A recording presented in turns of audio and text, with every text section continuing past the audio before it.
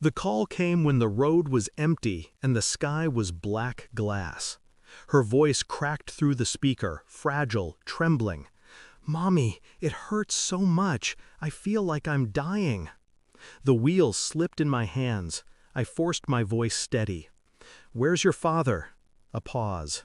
Breathing. Then, "Dad's also in agony. He can't get out of bed." Something inside me shifted. Not fear, not yet. Something colder. Because pain doesn't echo in two voices by chance. I pressed the accelerator harder, watching the road blur. My heart pounded, not with panic, but calculation. I knew then, this wasn't random. This was designed. When I arrived, the house smelled wrong. Bitter, metallic, like betrayal made tangible. My daughter was curled near the stairs, clutching her stomach, skin pale and wet with sweat. Her small body trembled. My husband lay in the bedroom, gasping, lips bluish, the same poison twisting through him.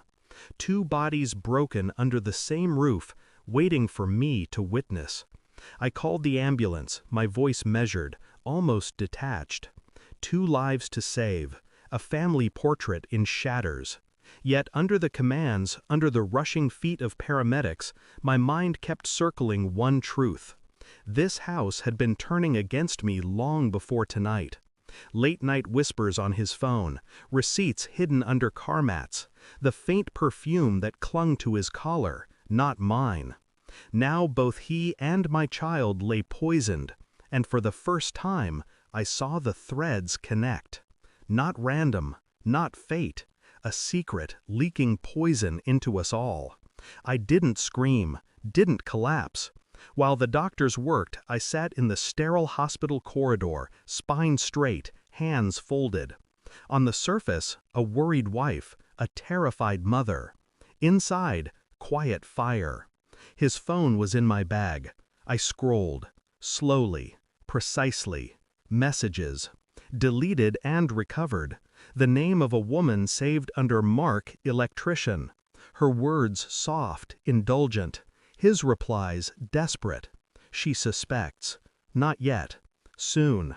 And then, one message that made the blood in me still. "The girl isn't mine. Test her if you want proof.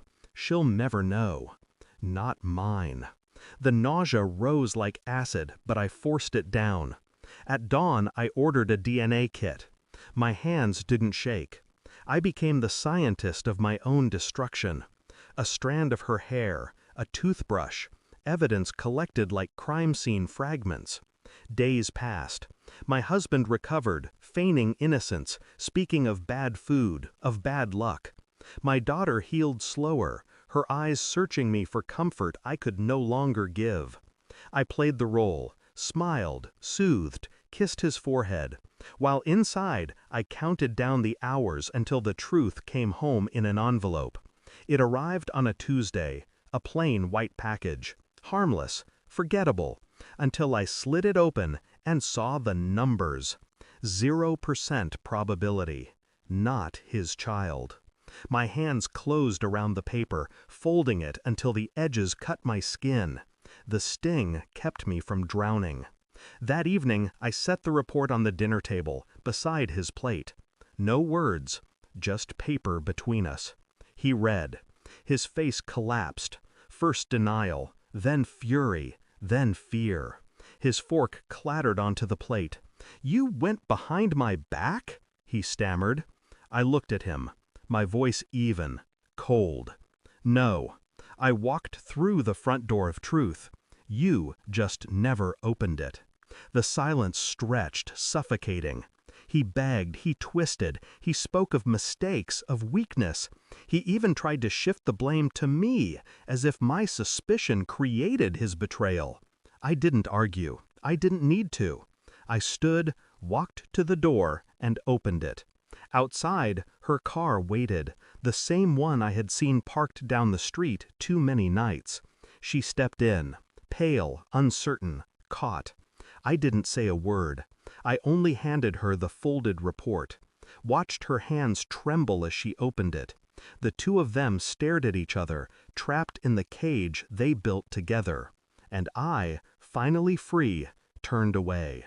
That night I slept alone, not because I was abandoned, because I chose solitude over lies. I listened to the silence of the house and felt something settle inside me. Clarity, sharper than grief, colder than rage. They had poisoned themselves long before the dinner, long before the test.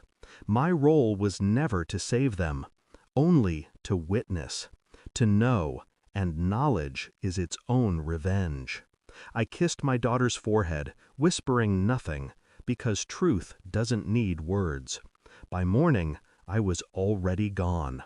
I left behind not a wife, not a victim, only a ghost who had seen through everything.